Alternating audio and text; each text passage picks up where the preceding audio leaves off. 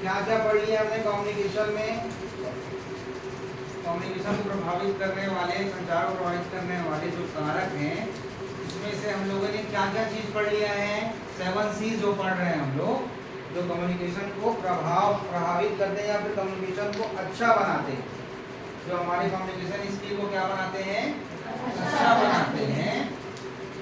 वो 7 C क्या क्या है? उसमें से हम लोगों ने क्या क्या चीज पढ़ा है अभी तक 7 C में?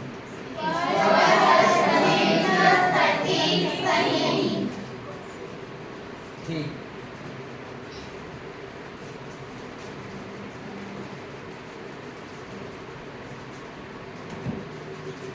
स्पष्ट,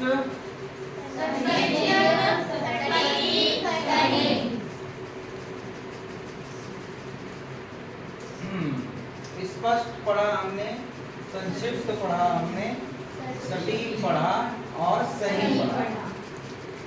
ये जो 7 प्रकार आपको बताए जा रहे हैं कम्युनिकेशन में, जो 7 C's बताए जा रहे हैं, ये आपके कम्युनिकेशन को प्रभावी बनाते हैं, इफेक्टफुल बनाते हैं।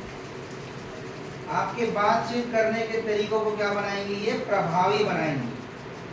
समझ में आ रहा है?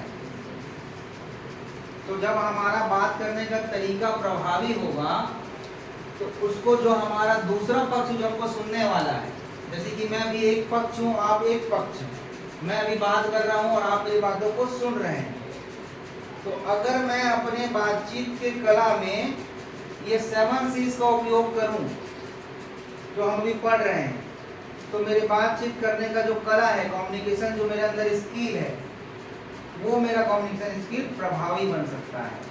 कहने का मतलब आप लोग के दिमाग में वो आसानी से जा सकता है। जो मैं आपको बताना चाह रहा हूँ, जो मेरे दिमाग में है वो आपके दिमाग में आसानी से ट्रांसफर हो सकता है। अगर आप भी ये चीज़ को सीख जाएंगे तो आप भी किसी भी व्यक्ति को आसानी से अपने अंदर की जो भावनाएं हैं, अपने अंदर की जो बातें हैं, वो आसानी से दूसरे व्यक्ति तक पहुंचा सकते हैं। तो कम्युनिकेशन स्किल हमको अपने जीवन में सारे कार्य के लिए क्या करता है? मदद करता है। चाहे वो आप पढ़ाई के क्षेत्र में देख लें, चाहे तो पढ़ाई करने के बाद आप जब नौकरी करने जाए या कहीं पे भी कोई काम करने जाए, वहाँ पे भी आपको काम आएगा। तो मतलब जीवन के हर पड़ाव में हमारा कम्युनिकेशन स्किल जो है, संचार करने का जो तरीका है, वो हर जगह कार्य आने वाला है। तो हमको जो 7 प्रकार है कम्युनिकेशन के, इसको अच्छे से समझना है और इसको हमको अपने बातचीत करने के तरीके में उपयोग भी करना है। जैसे कि पहला इसका प्रकार है, 7 गुणों में से एक गुण है आपका स्पष्ट, क्लियर। सारे वर्ड सी से शुरू हो रहे हैं, इसलिए हम इसको 7 C's कहते हैं। ठीक है, कम्युनिकेशन के 7 C's। सबसे पहला सी है आपका क्लियर। तो क्लियर का मतलब आप जो कहना चाह रहे हैं, आप जो किसी व्यक्ति को बताना चाह रहे हैं, किसी को जो कहना चाह रहे हैं, वो क्या होना चाहिए? स्पष्ट होना चाहिए, क्लियर होना चाहिए। स्पष्ट और क्लियर मतलब समझते हैं ना? किसी भी प्रकार की उसमें असमंजस या परेशानी नहीं होनी चाहिए बात करने में। उच्चारण सही हो, बात करने का तरीका सही हो। जैसे कि हम कम्युनिकेशन 2 प्रकार से कर सकते हैं। कम्युनिकेशन करने के प्रकार और भी हैं, मुख्यतः हम 2 प्रकार से करते हैं। पहला है आपका बोल करके, दूसरा है आपका लिख करके। ठीक है, तो अगर हम बोल करके कम्युनिकेशन कर रहे हैं तो हमारी जो भाषा है, हमारे जो शब्द है, वो सारे शब्द एकदम स्पष्ट हो। दूसरा, अगर हम लिख करके कर रहे हैं तो हमारी जो राइटिंग है वो भी क्या हो? स्पष्ट हो, जिससे कि सामने वाला जो पक्ष है, जो हमारी बातों को सुन रहे हैं, समझ रहे हैं, जो पढ़ रहे हैं हमारी बातों को, वो आसानी से उसको समझ सके। दूसरा है आपका संक्षिप्त, कंसाइज। अपने शब्दों को क्या करें? सरल शब्दों का उपयोग करें। जो आप बात करते हैं तो अपने बात करने में आप सरल शब्दों का उपयोग करें और केवल वही कहें जो आवश्यक है। ठीक है, वही काम करें, वही बात करें जो आवश्यक है। अनावश्यक बात करोगे तो आपका कम्युनिकेशन खराब हो सकता है।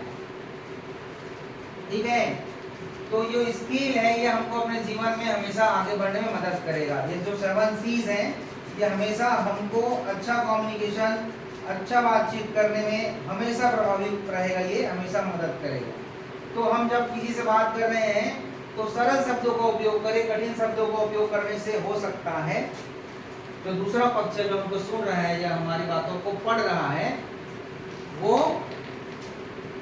उस बात को ना समझ पाए या ना पढ़ पाए, अगर हमारे शब्द सरल नहीं होंगे तब। ठीक है, और संक्षिप्त भी होने चाहिए। कहने का मतलब आपको जैसे कि 40 मिनट का आपको कहीं पे कुछ लेक्चर देना है, 40 मिनट आपको कुछ पढ़ाना है, तो आप उसको 1 घंटा खींचोगे, 1.5 घंटा खींचोगे, तो हो सकता है कि जो आपको जो सुन रहे हैं, जैसे कि आप लोग मेरे को सुन रहे हैं, तो हो सकता है कि आप लोग को बोर लगने लगे, उबासी आने लगे, या 40 मिनट के पश्चात आपका ध्यान दूसरी जगह जाने लगे, 1 घंटा 1.5 घंटा बैठ करके, ये हो सकता है। अगर पढ़ाने वाला व्यक्ति अगर आपके साथ अच्छे से पढ़ा रहा है, अच्छे से बता रहा है, तो हो सकता है कि आप 1 घंटा भी सुन लें। लेकिन हर किसी केस में, हर किसी जगह पे ये जरूरी नहीं है कि आप लगातार उसी बात को सुन सके 1 घंटा 1.5 घंटा बैठ करके। तो कहने का मतलब ये है कि जो आवश्यक है उतना ही बोलना है, उतना ही बताना है, उतना ही लिखना है। 5 नंबर का प्रश्न है तो 5 नंबर के हिसाब से आंसर लिखना है। 2 नंबर के हिसाब से आंसर लिखोगे तो नंबर नहीं मिलेगा, है ना। 5 नंबर के प्रश्न में 2 नंबर के हिसाब से लिखोगे तो आंसर मिलेगा क्या? नहीं मिलेगा। या 10 नंबर के हिसाब से लिखोगे तो 10 नंबर मिल जाएगा क्या 5 नंबर में? तो 5 नंबर ही मिलने वाला है। तो यहाँ पे आपको सरल शब्दों का उपयोग करना है और केवल वही कहना है जो आवश्यक है। तो ये कंसाइज दूसरा गुण है कम्युनिकेशन स्किल को अच्छा करने का, संक्षिप्त करना है। तीसरा है आपका कॉन्क्रीट, सटीक। सटीक शब्दों और वाक्यांश का उपयोग करें, सही शब्दों का उपयोग करें। जैसे कि हम कम्युनिकेशन पढ़ रहे हैं तो कम्युनिकेशन के बारे में ही बताएं, ना कि बैंक में कितने प्रकार के खाते हैं इसके बारे में बताएं। समझ में आ रहा है? जब हम विज्ञान पढ़ रहे हैं तो विज्ञान का जो टॉपिक है उसके बारे में ही बताएं, दूसरे बारे में ना बताएं। सटीक शब्दों का और वाक्यांशों का उपयोग करें। वाक्यांश भी आपके जो आप वाक्य उपयोग कर रहे हो, वाक्य मतलब समझते हो ना, एक पूरा वाक्य, जैसे कि मैं स्कूल जा रहा हूँ, इसमें शब्दों से मिलकर के क्या बनाया है हमने? वाक्य बनाया है। तो पूरा वाक्य अब कंप्लीट करें। ऐसा थोड़ी ना बोल सकते हो संचार के विभिन्न तरीके यहाँ पे ऐसे लिखा हुआ है, ये संचार के विभिन्न तरीके लिखा हुआ है, ठीक है, एक वाक्य है ये, यहाँ पे बोलूं विभिन्न के संचार तरीके हैं, तो ये समझ में आएगा क्या? इसको मैं ऐसे पढ़ूंगा तो समझ में आ जाएगा संचार के विभिन्न तरीके हैं। लेकिन मैं तरीके आगे ले आऊँ, विभिन्न को बीच में ले आऊँ, संचार को पीछे उधर कर दूँ, तो वाक्य बिगड़ जाएगा ना। तो यहाँ पे वही बताया जा रहा है कि सटीक शब्द और सटीक वाक्य का उपयोग करें। आपके शब्द सटीक होने चाहिए, मतलब सही होने चाहिए, और सामने वाले व्यक्ति के दिमाग में वो तुरंत पहुंचना चाहिए।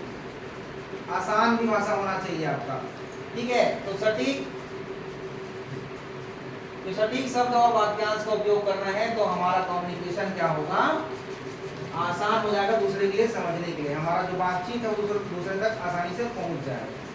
चौथा नंबर है करेक्ट, सही वर्तनी भाषा और व्याकरणों का उपयोग करें। करेक्ट का मतलब यहाँ बताया गया है कि आपकी जो वर्तनी है, उच्चारण जब करते हैं हम जब अपने मुंह से हम उच्चारण करते हैं किसी शब्द का, तो हमारी जो वर्तनी है, हमारा जो जीभ है, ये हमको मदद करता है शब्दों को सही तरीके से उच्चारण करने में।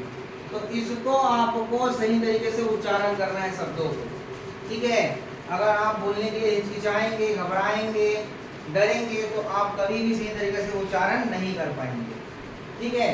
तो सही वर्तनी का उपयोग करना है, भाषा आपकी सही होनी चाहिए, और व्याकरण का उपयोग भी आपको सही करना है। व्याकरण भी आपको सही तरीके से करना है। जैसे कि मैंने अभी बताया, ये पूरे व्याकरण है, संचार विभिन्न तरीके हैं, इसको मैं उल्टा पुल्टा कर दूं अगर यहाँ पे, तो ये अभी पूरा गड़बड़ा जाएगा, वाक्य सही नहीं रहता। तो सही मतलब करेक्ट, वर्तनी आपकी सही होनी चाहिए, भाषा आपकी सही होनी चाहिए, व्याकरण आपका सही होना चाहिए, तो ही आप क्या कर पाएंगे? सही तरीके से अपनी बातों को सामने वाले व्यक्ति तक पहुंचा पाएंगे। सुसंगत, कहे गए शब्दों का एक मुकम्मल अर्थ होना चाहिए। जो भी आप शब्द कह रहे हैं उसका अर्थ मुकम्मल होना चाहिए, मतलब जिस टॉपिक के बारे में आप बात कर रहे हैं उसी से संबंधित होना चाहिए, उससे हट करके दूसरा नहीं होना चाहिए। जैसे कि मैं अभी क्या पढ़ा रहा हूँ आपको, प्रभावी संचार के 7 गुण, और यहाँ को पढ़ाते पढ़ाते हैं कि दूसरे बात करने लगे, आपका दिमाग कहीं दूसरी जगह ले जाऊँ, तो फिर आप यहाँ से भटक के दूसरी जगह पहुँच जाएंगे। आपको अभी यहीं पे ठहरना है, आपको अपने दिमाग को अभी यहीं पे पढ़ना है, यहीं पे लगाना है, ठीक है। तो कहे गए शब्दों का एक मुकम्मल अर्थ होना चाहिए और यह मुख्य विषय से संबंधित होना चाहिए। आपकी जो विषय है, जैसे कि हम यहाँ पे प्रभावी संचार के 7 गुण पढ़ रहे हैं, तो ये जो हमारा विषय है इससे संबंधित ही होना चाहिए। इससे हटके मैं दूसरा बात बताऊं, प्रभावी संचार के 7 गुण को छोड़ करके मैं कोई दूसरा चीज आपको बताने लग जाऊं तो आपको ये चीज समझ में नहीं आएगा। आएगा क्या ये टॉपिक? मैं सिर्फ इसको पढ़ के आपको बता दूं, समझ में आ जाएगा? इसको समझाना पड़ेगा ना मेरे को आपको, तब समझ में आएगा। और तो समझाते मैं कहीं दूसरी जगह चले गया, दूसरे टॉपिक के बारे में बात करने लग गया, तो आपका दिमाग यहाँ से हटके दूसरी जगह चले जाएगा। समझ में आया? तो सुसंगत कोहेरेंट मतलब आप जो कहना चाह रहे हैं, आप जो बोलना चाह रहे हैं, आपकी भाषा, आपके शब्द, आपका उच्चारण उसी से संबंधित होना चाहिए, उससे अलग होगा तो निश्चित तौर पे आप जो कहना चाहते हैं वो सामने वाले व्यक्ति तक नहीं पहुंचेगा। आप जो लिख कर बताना चाहते हैं दूसरे व्यक्ति को, यदि टीचर को कुछ क्वेश्चन का आंसर आप लिख के बताना चाह रहे हैं, वहाँ पे आपको पूछा गया बैंक क्या है, आपने बता दिया कम्युनिकेशन क्या है, तो आपको नंबर मिलेगा क्या? नहीं मिलेगा। सेम टू सेम यहाँ पे वही है कि हम जो बोलना चाहे हैं, जिस टॉपिक के बारे में बात करना चाह रहे हैं, हम केवल उसी टॉपिक के बारे में ही बात करें, ना कि दूसरे टॉपिक के बारे में बात करें, तो ही सामने वाले व्यक्ति को वो चीज़ अच्छे समझ में आएगा। समझ में आ रहा है? सुसंगत होना चाहिए आपका बात, संपूर्ण, कंप्लीट। संदेश में सभी जरूरी सूचनाएं शामिल होनी चाहिए। आप जो संदेश देना चाहते हैं, किसी भी व्यक्ति तक पहुंचाना चाहते हैं संदेश, उसमें सारी जरूरी सूचनाएं होनी चाहिए। जैसे मैं 7 C's पढ़ा रहा हूँ तो 7 प्रकार के आपको गुण बता रहा हूँ, सही प्रकार के बता दिया तो एक गुण नहीं पढ़ाया तो एक गुण आपको समझ में नहीं आने वाला।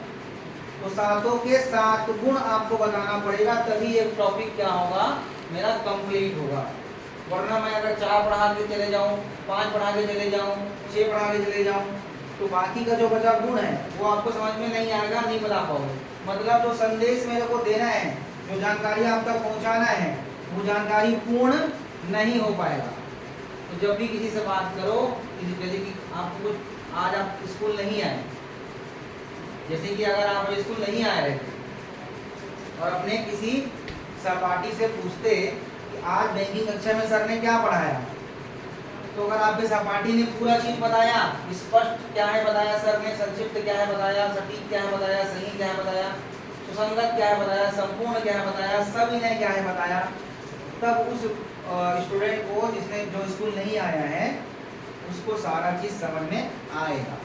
लेकिन अगर आप इनमें से 4 ही चीज बताएं और 3 चीज नहीं बताएं, तो फिर उसका ज्ञान अधूरा रह जाएगा, 7 C's उसको समझ में नहीं आएगा।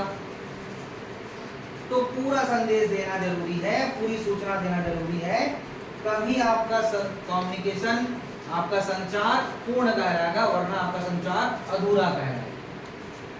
समझ में आ रहा है ना? नहीं आ रहा है समझ में?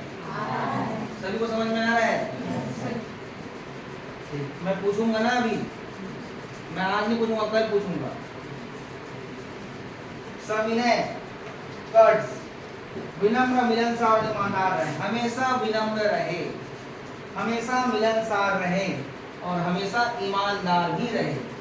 ईमानदार मतलब जो पढ़ाई करने के लिए आपको अभी समय मिला है, उस समय का उपयोग उस पढ़ाई के लिए लगाएं, ईमानदारी से, लापरवाही से नहीं।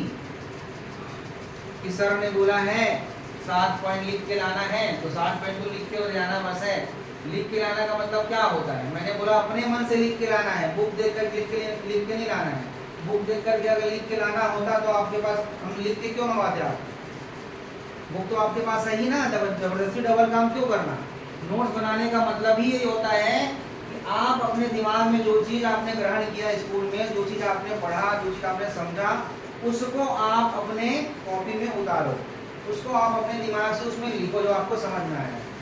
तभी आप कब दोबारा उसको जब रिविजन करेंगे तो एक बार में आपको वो चीज़ तुरंत समझ में आएगा। अगर बुक में जो चीज़ लिखा हुआ है, अगर उसी को लिख के लाना होता तो क्या मतलब लिख के लाने का, नोट बनाने का? नोट बनाने का मतलब ये नहीं होता है कि बुक में जो लिखा है उसको कॉपी में लिखो। बुक में तो लिखा हुआ ना एक तो, दोबारा और क्यों लिखा, दोबारा बुक क्यों बनाना हम? एक बार तो बुक में जो लिखा है उसको हम कॉपी में लिखेंगे तो दोबारा वही काम क्यों करना, हमारा समय खराब क्यों करना? हम समझे उस चीज को जो बुक में लिखा है, उसके बाद हमको समझ करके अपने मन से अपने हिसाब से उसको नोट्स बनाओ, तो आपके नोट्स बनाने का कोई मतलब है, वरना नोट्स बनाने का कोई मतलब है ही नहीं, क्योंकि आपके पास तो बुक है, बुक से तो देख के पढ़ सकते हो, आप लिख सकते हो। समझ में आ रहा है ना? तो नोट्स कैसे बनाना है आपको? ईमानदारी से बनाना है। ईमानदारी से नहीं बनाओगे, बेईमानी करोगे नोट्स बनाने में, तो भविष्य में जब रिविजन करने का समय आएगा, पेपर का समय आएगा, तब आपको वो चीज़ समझ में नहीं आएगा। अभी बड़े समझ में आ जा रहा है, अभी समझ में आएगा टॉपिक, लेकिन जब रिविजन, जब पेपर आएगा, पेपर में जब रिविजन करोगे, जिस विषय का परीक्षा रहेगा उस विषय के पहले दिन, एक दिन 2 दिन पहले जब रिविजन करोगे, तब उस समय आपको ये तकलीफ देगा आपका नोट्स, जो आप बुक देख करके बना रहे हो, छाप रहे हो, जिसको छापने का काम नहीं करना है। विनम्र मिलनसार और ईमानदार रहना है, विनम्र रहना है हमेशा। ऐसा नहीं है कि कल के दिन में हम लोग कलेक्टर बन गए तो सभी लोगों को ये बताएं कि मैं कलेक्टर हूँ, मेरे सामने आसपास कोई रहना ही मत तुम। करोड़पति बन गए, कल के दिन में अच्छा खासा पैसा कमा लिया, बिजनेस कर लिया, तो आसपास मेरे दिखना ही मत, मेरे दोस्त क्या लोग। विनम्र रहने का मतलब ये होता है कि जीवन में कोई भी ऑर्डर हासिल करो, हमेशा अपने साथ रहने वाले लोग, अपने पास रहने वाले लोग का हमेशा मदद करो, हमेशा उनसे मिलते रहो, ताकि आप हमेशा जीवन में ऐसा लगे लोगों को कि आप जो पद हासिल किए उसका आपको किसी भी प्रकार का घमंड नहीं है, आप हमेशा विनम्र होकर सभी लोगों से मिल रहे हैं। कहने का मतलब ये है कि लोग हम आपसे हमेशा जुड़े हुए रहेंगे, और लोग जब हमसे जुड़े हुए रहेंगे तो वही हमारे जिंदा रहने का अस्तित्व है। लोग अगर हमसे कट गए तो हमारा कोई जिंदा रहने का मतलब ही नहीं है। आप चाहे कोई भी काम करो, आप चाहे क्यों ना करोड़पति हो, आप चाहे कोई भी पद में जब पहुंच जाओ, कोई भी पद में चले जाओ, आज से आने वाले समय में चाहे बड़े किसान बन जाओ, चाहे बड़े व्यापारी बन जाओ, चाहे बड़े किसी पद में चले जाओ, उसके पश्चात अगर आपके जीवन में आपके साथ हंसने बोलने वाला व्यक्ति नहीं है, आपके साथ रहने वाला व्यक्ति नहीं है, तो आपका वो उतने बड़े पद में जाना, उतना ज़्यादा पैसा कमाना कोई मतलब का नहीं रह जाएगा। किसके साथ बात करोगे, किसके साथ हंसोगे, किसके साथ खेलोगे? कोई होना चाहिए ना साथ में, और कोई क्यों, सब हो, पूरा परिवार हो, तभी तो मजा है जिंदा रहने का। तो क्या मतलब फिर अकेले कहीं चले गए और परिवार वाले को इधर छोड़ के रहने लग गए? चलो ठीक है, जरूरी है काम करना, भविष्य में आपको छोड़ के कहीं कहीं जाना पड़ेगा, लेकिन जब आओ तो ऐसे मिलो घर वालों से कि घर वालों को लगे कि हाँ ये लड़का, जो हमारी जो लड़की यहाँ से गई है बाहर काम करने के लिए, इसके दिल में हम हमेशा रहते हैं, ऐसा उन लोग को ऐसा लगे हमेशा। ठीक है, तो सविनय का मतलब यहाँ पे है कि हमेशा विनम्र रहें, हमेशा मिलनसार रहें और हमेशा ईमानदार रहें। ये सारे गुण अगर आप अपने अंदर ले आते हैं तो निश्चित तौर पे आपके बात करने का तरीका हमेशा दूसरों को प्रभावित करेगा। और इसमें से अगर कोई भी गुण अगर आप छोड़ते हैं तो कहीं ना कहीं आप कम्युनिकेशन में कमजोर हो जाएंगे, और कम्युनिकेशन में कमजोर होना मतलब हमारा ये हो जाएगा कि हमको बात करने आता ही नहीं।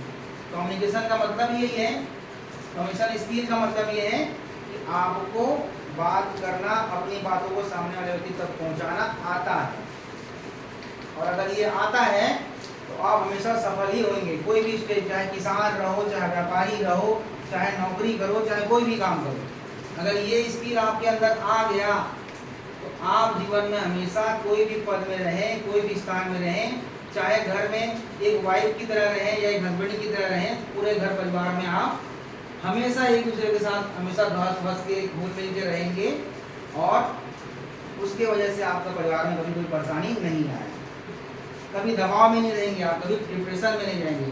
कम्युनिकेशन स्किल अच्छा करने से आपको ये सारी फायदे मिल सकते हैं। तो अच्छा करना है कि नहीं करना है?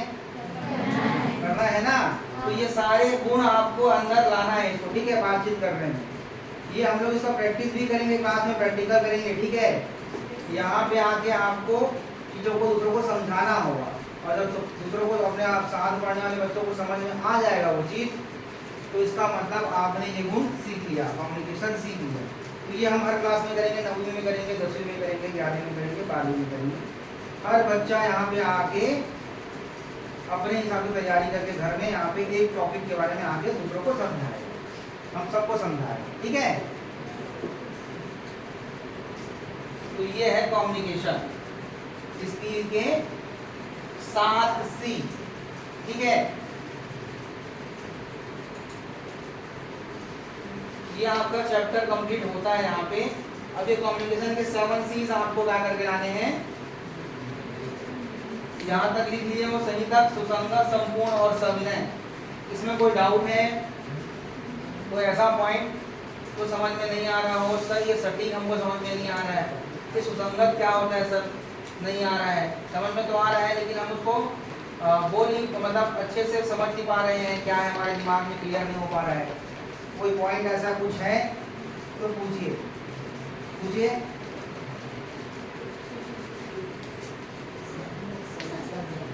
सुसंगत को, सुसंगत, सुसंगत का मतलब क्या होता है, सुसंगत का मतलब अगर हम देखा जाए तो अच्छा संगत, अच्छा साथ में रहने वाला व्यक्ति, ये बोलते हैं घर वाले लोग, संगति अच्छा करोगे तो अच्छे रहोगे जीवन में, ये बोलते हैं ना घर वाले लोग, अच्छे लोगों के साथ रहोगे तो अच्छा बनोगे करके। तो यहाँ पे कहने का मतलब ये है कि आप अच्छे लोगों के साथ रह करके अच्छा बन सकते हो, तो इसका मतलब ये यहाँ पे कि जो आप कहना चाह रहे हैं, जो आप बोलना चाह रहे हैं, जिसके बारे में बोलना चाह रहे हैं उसी के बारे में होगा, तब दोनों का संगत जमेगा, आपके मुंह का और आपके दिमाग का। जो आपके दिमाग में जो बोलना चाह रहे हैं वही शब्द आपके मुंह से निकलेगा, तो ही दोनों का क्या होगा, संगत हो पाएगा, दोनों का मिलन हो पाएगा। दिमाग में कुछ और चल रहा है, मुंह में कुछ अलग नहीं कर रहे हैं, तो फिर कैसे आपके बात को हम सामने वाले व्यक्ति तक पहुंचाओगे, पहुंचा पाओगे।